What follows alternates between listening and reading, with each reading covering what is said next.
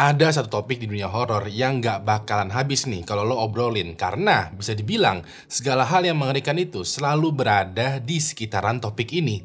Satu topik ini adalah kematian. Sebagaimana yang lo tahu, semua yang hidup pasti bakalan mati, cepat atau lambat. Nah, pada malam Jumat kali ini, gue bakalan menceritakan 3 kisah nyata mengerikan tentang kematian, tapi dengan sedikit plot twist. Nah, sebelum kita masuk ke detail kasusnya, hai semua, nama gue Ewing, dan jangan lupa untuk subscribe karena gue bakalan upload 1 atau 2 video kisah nyata mengerikan setiap minggunya, dan juga nyalain notifikasinya supaya tidak ketinggalan. Lalu sebarkan video ini ke semua teman-teman lo yang sekiranya suka video-video horor. Kalau udah siap, langsung aja kita mulai kisah nyata mengerikan untuk episode kali ini.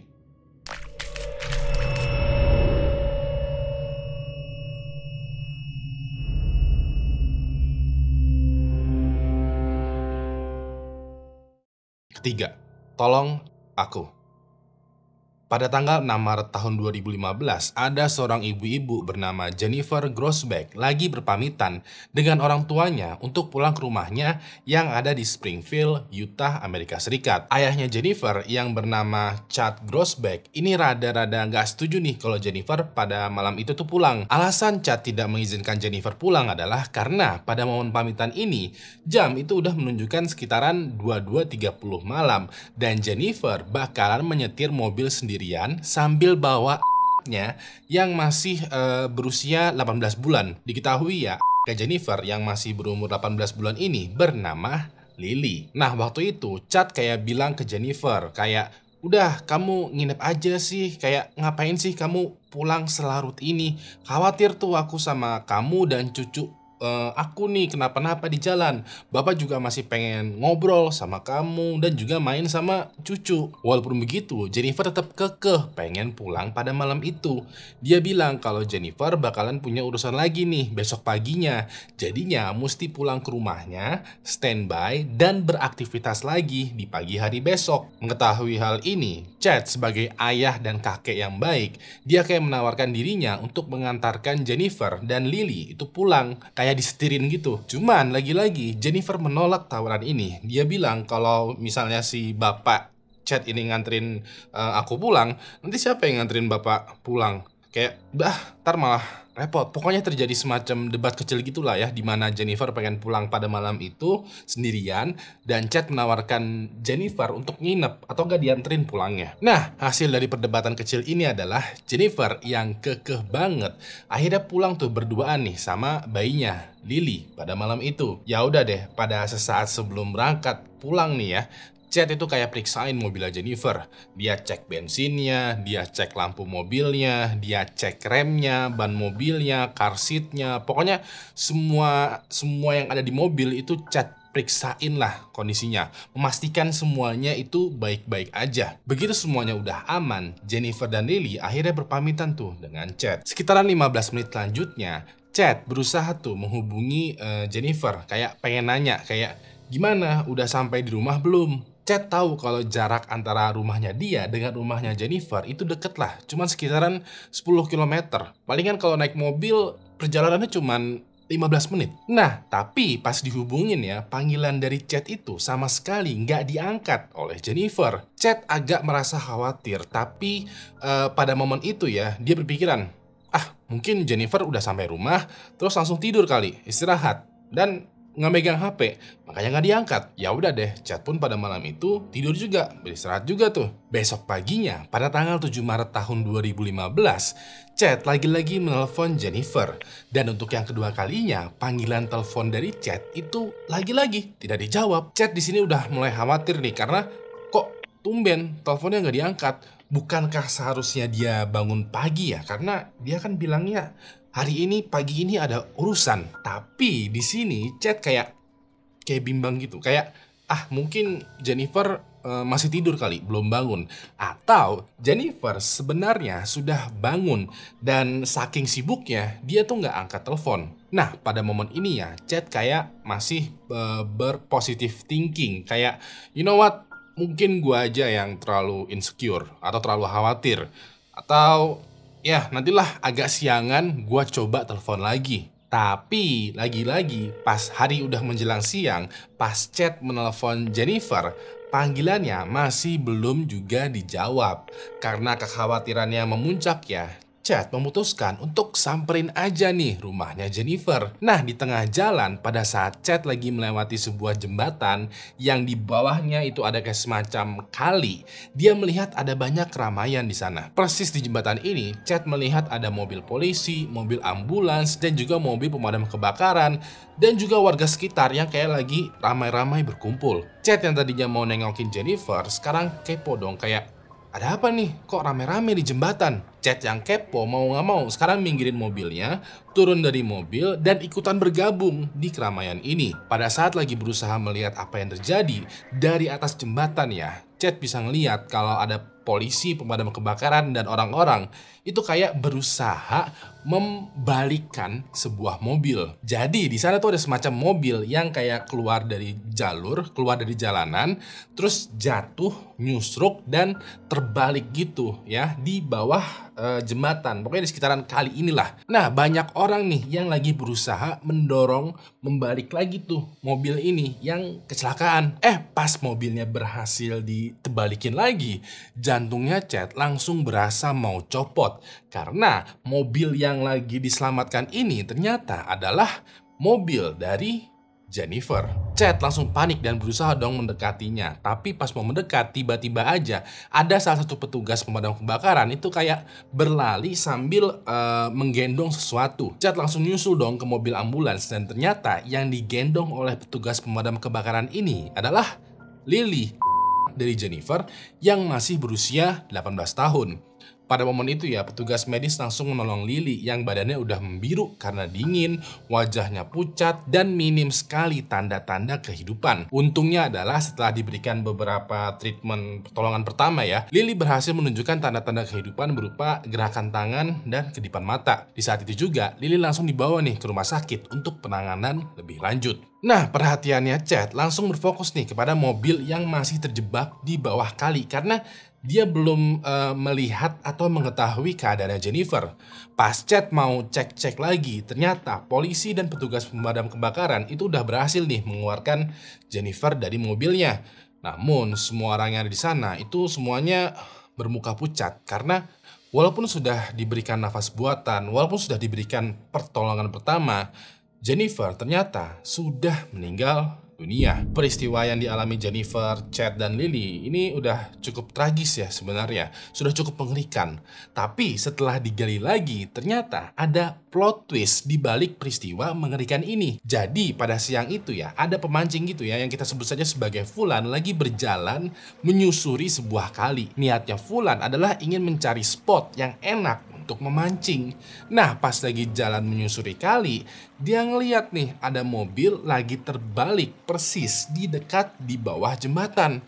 Fulan samperin mobilnya ini sambil juga telepon polisi karena jelas-jelas mobilnya ini adalah mobil yang mungkin beberapa saat lalu tuh kecelakaan. Gak lama kemudian, polisi, petugas pemadam kebakaran beserta dengan ambulans datang tuh. Nah, awalnya mereka semua tuh mengira kalau di kendaraan ini itu nggak ada orang sama sekali karena kondisi mobilnya itu udah hancur banget loh. Dan gak ada suara-suara kayak minta tolong. Kalau dilihat dari gambar ini ya, hampir seluruh bagian atas dari mobilnya ini tuh penyok parah. Dan pas pertama kali ditemukan, kondisinya itu masih terbalik. Pada momen ini, semua petugas berinisiatif tuh untuk mentebalikan lagi mobilnya. Udah kita coba amankan dulu aja lah posisi mobilnya ini. Nah, pas lagi berusaha mendorong mobil, mereka semua mendengar ada suara kayak teriakan cewek lagi meminta tolong dari dalam mobil. Suaranya ini bilang kayak, "Tolong aku ada di sini." Semua petugas yang lagi mendorong mobil ini langsung dong memompa kekuatan mereka karena ternyata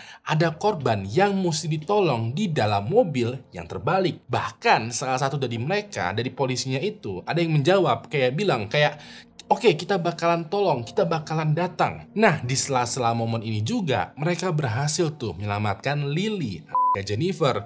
Dan seperti yang udah gue ceritakan tadi, sayangnya Jennifer ditemukan dalam kondisi sudah meninggal dunia. Nah, anehnya di sini nih.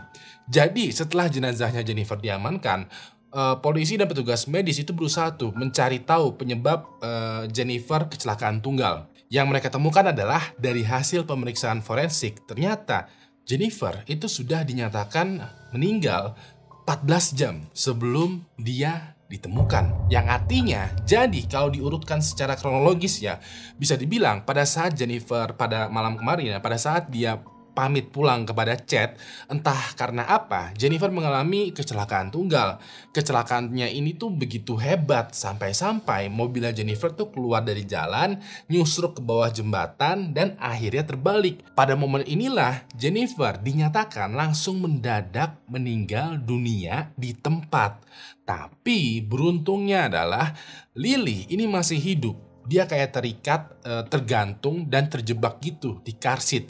Jadi dia nggak bisa kemana-mana. Nah, karena Jennifer mengalami kecelakaan tunggal pada tengah malam, nggak ada tuh orang yang notice ataupun lewat. Begitu terus, sampai matahari pun tiba, sampai suasana udah menjadi terang, masih belum ada aja orang yang notice dengan kecelakaan yang dialami oleh Jennifer. Sampai sekitaran jam 12.30 siang, sampai si Fulan melaporkan polisi, sampai polisi tiba di TKP, baru deh Jennifer dan Lily itu ditemukan. Pada saat kepolisian dan juga petugas medis mendapat info ini, mereka semua pada bingung. Kalau Jennifer sudah meninggal dunia 14 jam sebelum dia ditemukan, siapa pemilik dari suara wanita yang berteriak meminta tolong ini? Apakah ini suara dari arwahnya Jennifer, atau kebanyakan polisi yang ada di sana, petugas medis dan semuanya itu pada menghalu? Kedua, yang paling sakit. Pada bulan Agustus tahun 2014, ada seorang ahli patologi forensik senior bernama Judy Melinek yang lagi diwawancarain oleh satu media online di Amerika Serikat untuk penerbitan bukunya. Sekedar info ya, Judy dikenal sebagai seorang yang ahli dalam mengotopsi mayat yang mempunyai karir puluhan tahun di rumah sakit besar di Amerika. Udah ada ratusan kasus yang dia bantu pecahkan berkat skill dia dalam mengolah atau mengotopsi mayat. Nah, pada saat lagi di interview, Judy ditanya nih sama si pewawancaranya. Pertanyaannya adalah, sepanjang karir ibu ya, kematian mana yang sekiranya tuh paling buruk atau paling menyakitkan? Awalnya pada saat Judy ditanya seperti itu ya, dia agak ragu-ragu tuh untuk menjawab. Dia kayak diam sebentar, menghela nafasnya dan menyebutkan satu nama atau satu kasus. Waktu itu Judy bilang, kasus atau kematian yang paling menyakitkan adalah kematiannya Shane Doyle. Jadi pada bulan Desember tahun 2022, ada seorang bartender yang berusia 25 tahun yang bernama Shane Doyle. Diketahui ya, Shane itu bekerja di sebuah restoran mewah yang ada di daerah Manhattan, New York, Amerika Serikat.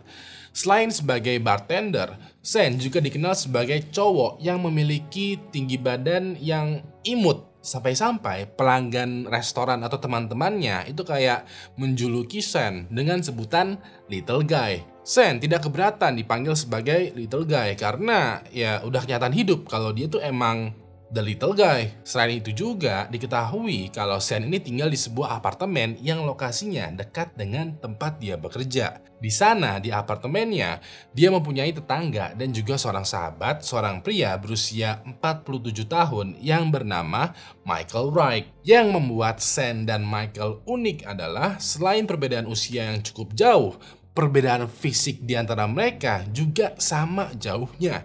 Diketahui Michael itu mempunyai tubuh yang tinggi besar sampai-sampai dia mendapati julukan The Big Guy. Nah, sekiranya kalau ada orang yang melihat Shane dan Michael ini lagi nongkrong bareng, orang-orang tuh pada bercandain mereka kayak, ada Little Guy and Big Guy nih lagi nongkrong. Shane dan Michael nggak tersinggung karena ya pada kenyataannya tubuh mereka itu emang kecil dan besar. Sampai pada malam weekend di tanggal 13 Desember tahun 2002, Michael ini baru aja keluar dari apartemennya sambil bergandengan tangan dengan pacarnya yang kita sebut saja sebagai Fulana. Pas baru keluar nih, Michael ngelihat Shane baru balik kerja.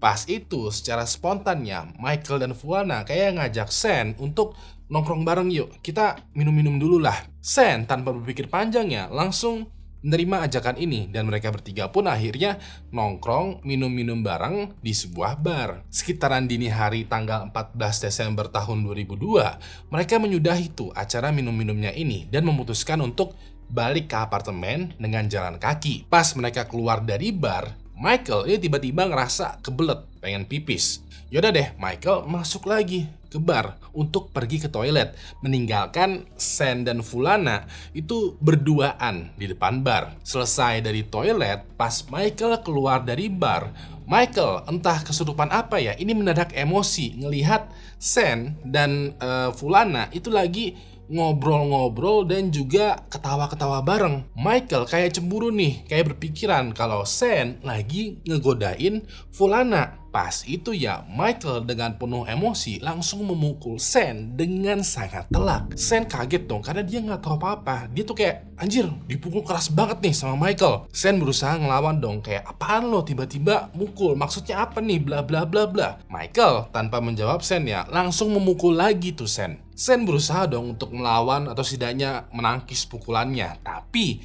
dikarenakan kalah body ya, Sen ini menangkis sambil juga mundur gitu, selangkah dua langkah. Pas lagi mundur selangkah dua langkah, karena Sen tidak waspada dengan apa yang ada di sekitarnya, karena sambil juga dipukulin ya, dia terjatuh dong ke dalam manhole. Manhole buat yang belum tahu adalah semacam lubang sedalam kurang lebih 5 meter yang isinya adalah pipa air, pipa gas, pipa listrik, pipa pembuangan, dan atau segala macam pipa lainnya. Biasanya manhole itu selalu tertutup menggunakan penutup besi padat gitu dan hanya dibuka ketika sedang melakukan maintenance. Dan bener banget, sesuai dugaan lo, ketika Sen terjatuh ke dasar manhole, ternyata manhole-nya ini sedang dilakukan maintenance. Sen pada pagi ini itu langsung terjatuh ke dalam manhole yang memiliki kedalaman 5 meter. Fulana yang melihat Sen terjatuh ke dalam manhole ini langsung menelpon polisi dong. Dia juga meminta bantuan kepada orang-orang yang ada di dalam bar. Pas lagi mau minta bantuan, Sen yang masih terjebak di dalam manhole ini berteriak sekencang mungkin. Dan suara teriakannya itu sambil juga dibarengin dengan semburan kabut uap panas keluar dari manhole. Ternyata ya, alasan kenapa manhole ini terbuka karena emang lagi ada maintenance. Dan yang di maintenance pada malam itu adalah pipa gas. Petugas maintenance sebenarnya sudah memasang rambu-rambu nih di sekitaran manhole.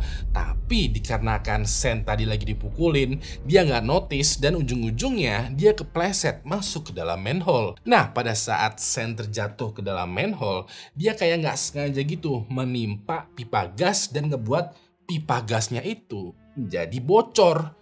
Karena pipa gasnya bocor, otomatis gas yang terbuat dari uap air yang sangat panas itu keluar dan langsung menyemprot Sen yang lagi terjebak di dalam manhole. Polisi, petugas pemadam kebakaran, petugas medis, petugas maintenance, itu semua gak lama tiba tuh di TKP, berusaha tuh untuk menyelamatkan Sen. Mereka udah tuh mematikan saklar pipanya supaya gasnya gak nyemprot terus.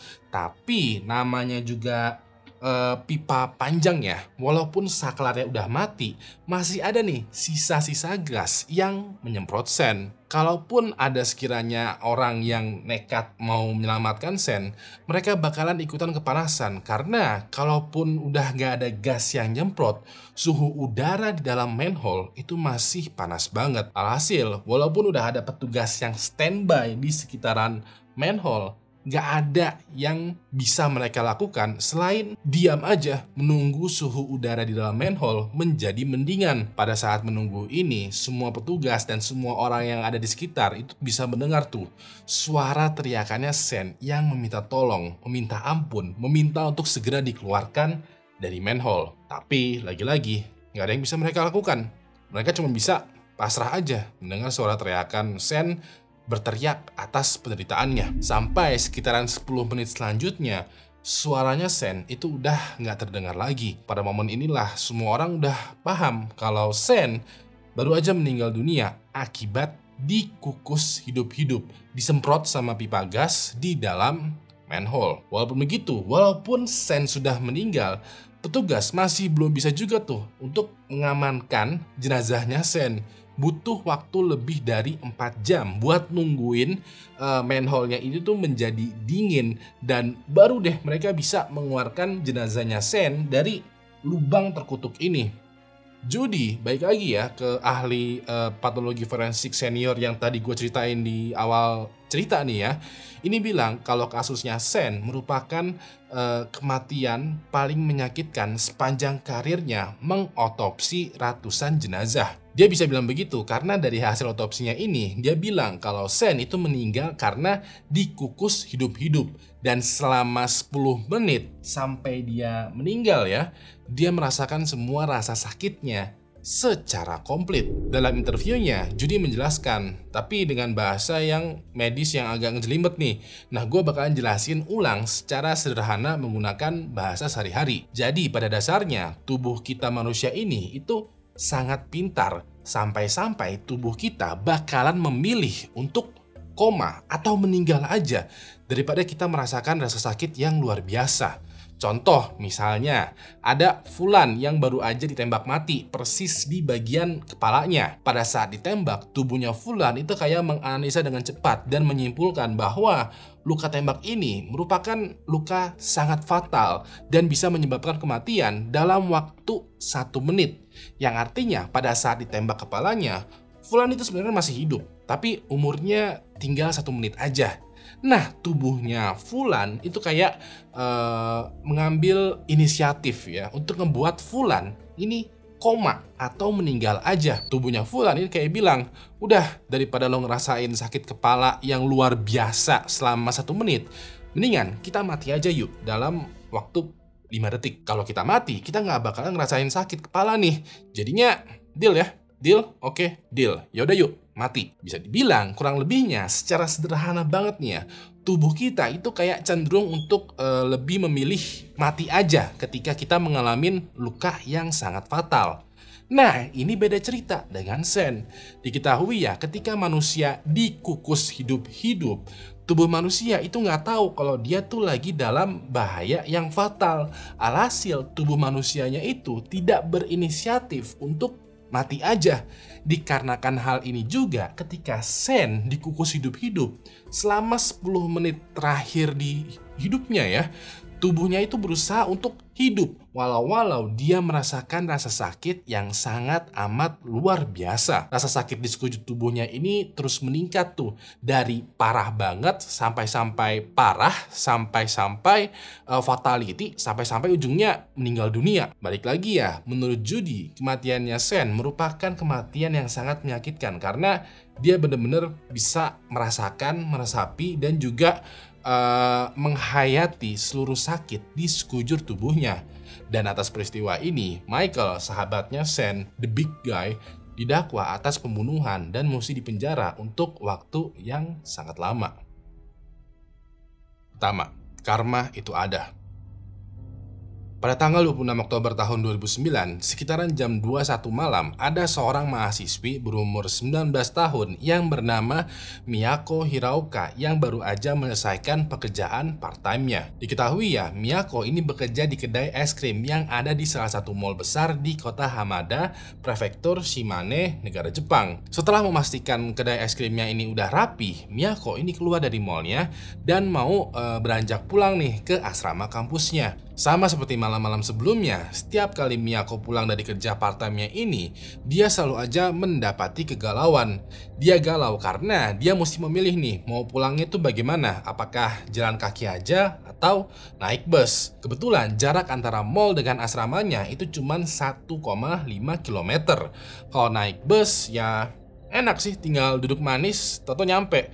Tapi kan naik bus itu mesti bayar dan jaraknya juga nanggung banget. Nggak jauh tapi juga nggak deket. Sedangkan kalau jalan kaki, ya lumayan berasa sih ya kalau jalan sejauh 1,5 km.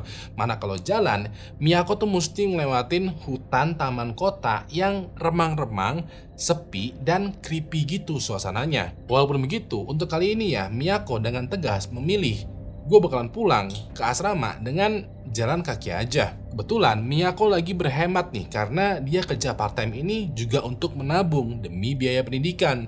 Jadinya ya udah deh, Miyako sekarang masuk tuh ke area hutan taman kota dan jalan sendirian menuju ke asrama kampusnya. Besok harinya, pada tanggal 27 Oktober tahun 2009, si pemilik kedai es krim tempat di mana Miyako kerja itu nelfon tuh ke rumahnya Miyako. Kita sebut saja si pemilik kedai es krim ini dengan sebutan Fulana. Fulana waktu itu bilang kayak, "Moshi, ini ibunya Miyako ya? Jadi gini bu, anak ibu kemana ya? Kok nggak masuk kerja? Dia udah terlambat nih hari ini." Ibunya Miyako menjawab, "Oh iya maaf, mungkin dia masih ketiduran di asramanya atau ada urusan di kampusnya. Biar aku coba hubungin Miyako dulu ya." Ya udah deh, ibu Miyako pun menghubungi pihak asrama kampus untuk mencari tahu keberadaannya Miyako.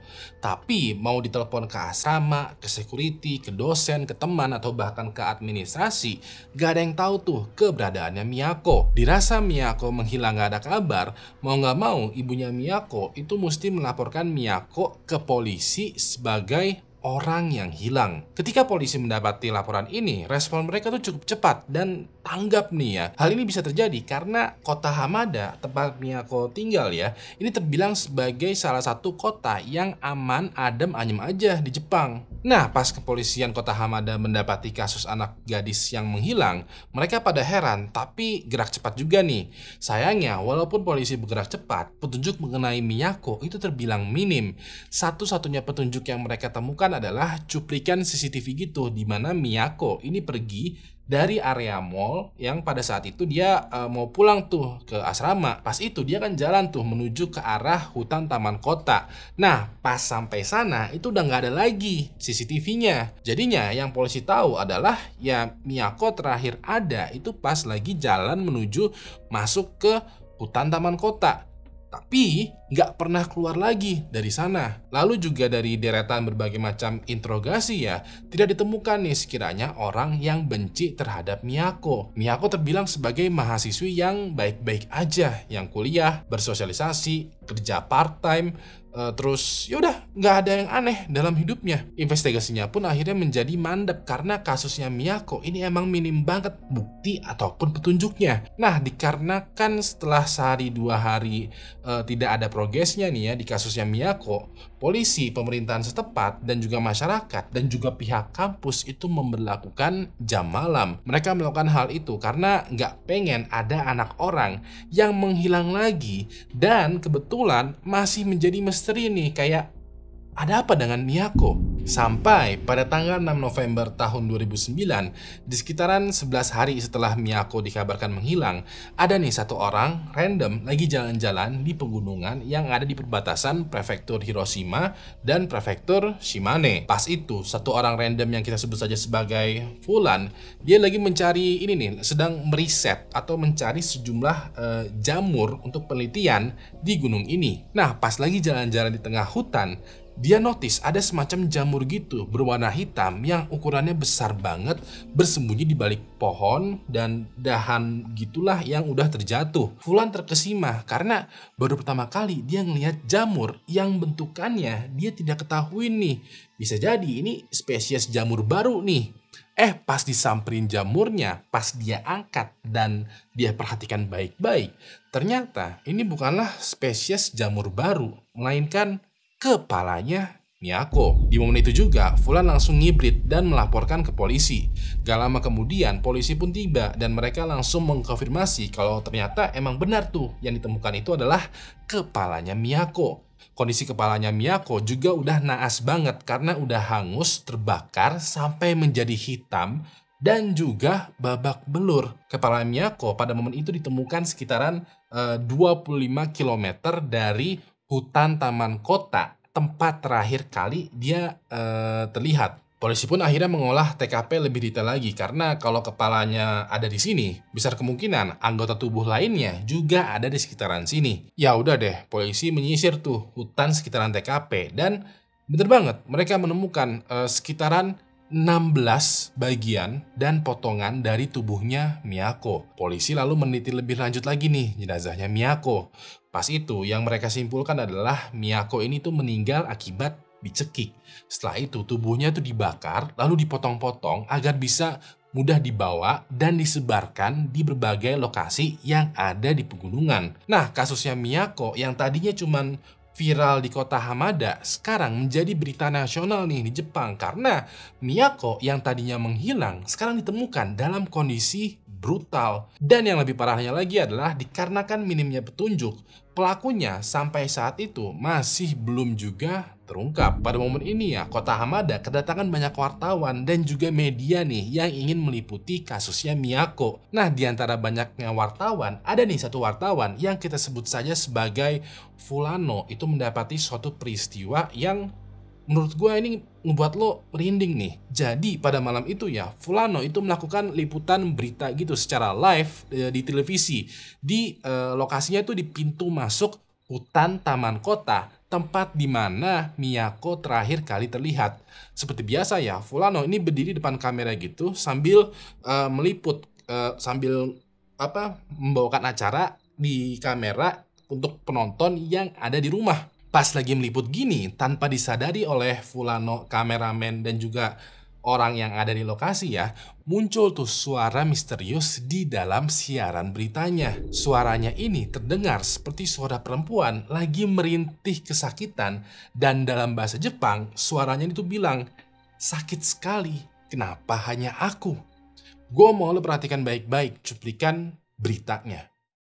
広島県北広島町の我流山の林道の入り口です。広島県北広島町の我流山の林道の入り口です。Seperti yang udah lo dengar tadi, di dalam video tadi itu kayak ada suara cewek yang masuk juga ketika Fulano lagi meliput berita di lokasi. Nah, banyak yang bilang suara cewek tadi adalah penampakan suara dari Miyako. Sayangnya, Fulano, kameramen, ataupun kru yang meliput di lokasi itu tidak bisa mendengar suara itu sama sekali. Yang mendengar adalah orang-orang yang menonton liputan ini di TV-nya masing-masing. Nah, walaupun kasusnya Miyako udah mendapati perhatian publik secara viral ya, kasusnya sayangnya masih belum juga terpecahkan. Sampai pada tahun 2016, sekitaran 7 tahun setelah kasusnya Miyako, ada satu orang detektif gitu yang membuka ulang kasus-kasus lama yang belum terpecahkan. Detektif ini kita sebut saja sebagai Fulani. Nah, di antara banyak kasus yang belum terpecahkan ini, Fulani paling tertarik nih dengan kasusnya Miyako. Ya udah deh, dia coba investigasi lagi, tapi lebih mendalam dan juga lebih mendetail. Pada saat investigasinya ini, Fulani kayak mendapati suatu petunjuk yang kelihatannya tuh tidak nyambung, tapi dia iseng aja lah coba-coba periksa. Jadi Fulani menemukan kalau satu hari sebelum Miyako diketahui menghilang, ada satu penjahat, satu predator, penjahat kelamin gitulah ya, yang baru aja bebas dari penjara. Satu laki bejat ini bernama Yano Tomiharu. Diketahui ya, Yano adalah seorang pria yang pada masa itu berumur 33 tahun yang pernah masuk penjara atas kasus penyerangan dan pelecehan terhadap 3 wanita ketika dia berada di Tokyo. Fulani cari tahu lagi nih lebih detail mengenai Yano, dan ternyata Fulani mendapati info kalau setelah dia bebas, setelah Yano keluar dari penjara, Yano diketahui pindah dari kota Tokyo menuju ke kota Hamada. Dari sini kecurigaannya Fulani kepada Yano itu mulai menguat, kayak kenapa satu hari setelah Yano pindah malah muncul nih kasusnya Miyako. Terus kenapa pula Yano pindah dari Tokyo menuju ke Hamada? Ada apa ini? Setelah itu ya, Fulani cek lagi nih rekaman CCTV-nya. Tapi kali ini dia berfokus kepada jalanan yang ada di sekitaran mall. Pas lagi diperiksa CCTV-nya, Fulani melihat ada satu mobil berwarna putih yang bolak-balik gitu di sekitaran jalan mall dan juga hutan taman kota. Fulani cek lagi dong mobil ini, dia perhatikan banget nih plat nomor mobilnya. Dan setelah plat nomornya itu dicocokkan ke database, ternyata mobil putih yang mencurigakan itu, ini tuh terregistrasi atas nama ibunya Yano yang kebetulan juga tinggal di kota Hamada. Dari sinilah Fulano mulai paham, mulai kekumpul nih petunjuknya, dan perlahan-lahan mulai kelihatan nih gambaran besarnya. Ya udah deh, karena datanya si ibunya Yonano ini tersimpan lengkap di database ya, Fulani samperin dong rumahnya ibunya Yano. Begitu sampai di rumah ibunya Yano, ternyata rumahnya itu udah kayak terbengkalai, kayak udah nggak ada orang yang tinggal di sana atau udah nggak terawat dalam waktu bertahun-tahun. Fulani coba dong hubungi tetangga dan kerabat di sekitaran rumah, sambil juga meminta surat izin penggeledahan gitu untuk masuk ke dalam rumahnya Yano yang kosong ini. Begitu surat izin penggeledahannya tiba, Fulani beserta dengan polisi lain masuk tuh ke rumahnya Yano. Di sana, dari hasil pemeriksaan Fulani dan polisi ya, mereka lagi-lagi menemukan petunjuk yang krusial banget. Pas itu mereka menemukan kamera digital yang di dalamnya terdapat 40 foto Miyako yang lagi disiksa sebelum akhirnya dibunuh dan juga dipotong. Fulani yang menemukan bukti ini itu akhirnya tersenyum lebar karena wah, udah fix nih kalau Yano adalah pelaku dari pembunuhan Miyako. Sekarang tinggal gimana caranya menangkap atau mencari keberadaannya Yano nih. Secara dia udah nggak tinggal di rumah ini, udah terbengkalai ini rumahnya. Nah, pas Fulani mau keluar dari rumahnya Yano, ada nih satu tetangga yang nyamperin Fulani kayak mau memberikan keterangan. Sebelum si tetangganya memberikan keterangan, Fulani kayak nanya duluan, kayak bilang kayak, "Oh Bu, sebentar, kira-kira Bapak Ibu tahu nggak keberadaannya Yano atau keluarganya?" Bapak ibu tetangganya ini pasti tanyain kayak ngelihat satu sama lain gitu, kayak kayak ragu-ragu gitu, kayak mau jawab tapi masa sih gitu. Si bapak tetangga itu kayak coba ngomong nih dan dia bilang Yano dan ibunya itu udah lama meninggal karena kecelakaan. Fulani mendengar hal ini kayak bete tuh, kayak aduh anjir lah, dikit lagi nih pelakunya ditangkap, dia malah udah meninggal. Tapi tunggu dulu nih, kok bisa meninggal, itu gimana ceritanya? Fulani balik lagi dong ke kantor polisi untuk menggali-gali, membaca lagi tuh kasus yang udah diarsip mengenai kecelakaan, terutama yang melibatkan Yano beserta dengan ibunya. Dan pas dia susun lagi arsip-arsip mengenai kecelakaannya Yano, Fulani kayak duduk terus menghela nafasnya dan bingung, kayak rada nggak percaya dengan apa yang terjadi terhadap Yano dan ibunya. Berikut adalah sekiranya arsip dari kasusnya Yano dan ibunya kalau disusun secara kronologi. Jadi beberapa hari setelah tayangan penampakan suara Miyako yang kesakitan dan minta tolong tersiar secara live di TV ya, banyak orang waktu itu menelpon ke kantor polisi. Orang-orang menelpon ke kantor polisi ini bukanlah melaporkan tayangan penampakannya Miyako. Enggak, bukan. Waktu itu yang mereka laporkan adalah mereka semua kayak sedang menyaksikan satu kecelakaan mobil yang aneh. Jadi di jalan raya di dekat hutan taman kota, tempat dimana Miyako terakhir terlihat, itu banyak pengendara mobil yang terdiam di tengah jalan karena di hadapannya itu ada satu mobil yang dari tadi itu maju mundur menabrakkan mobilnya ke pohon yang ada di pinggir jalan. Mobilnya ini kayak melintang gitu, kayak di tengah jalan dan menutupi dua jalur. Jadi ya jalanan tuh kayak keblokir sama mobil yang bertingkah laku aneh ini. Nah, dikarenakan nggak bisa lewat, banyak pengendara mobil yang macet nih ya, itu ngelihat mobil yang melintang maju mundur ini tuh kayak aneh aja tuh, kayak ada apa ini? Karena dirasa aneh, banyak pengendara itu nelpon polisi. Mereka kayak mungkin pengemudi dan penumpang di dalam mobilnya itu kayak butuh bantuan. Secara dari luar, si pengemudi dan penumpangnya itu kelihatannya tuh kayak lagi panik gitu. Nggak lama setelah menelpon polisi, mobil yang dari tadi maju mundur nggak jelas ini tiba-tiba itu kayak mundur jauh ya. Lalu dengan cepat dia kayak ngegaspol dan dia nabrakin lagi mobilnya ke satu pohon. Pas nabrak, mobilnya ini tiba-tiba aja mengeluarkan asap dari kap mobilnya dan makin lama asapnya itu berubah menjadi api yang mulai menelan mobil dan juga pengemudi dan penumpang yang ada di dalam mobil.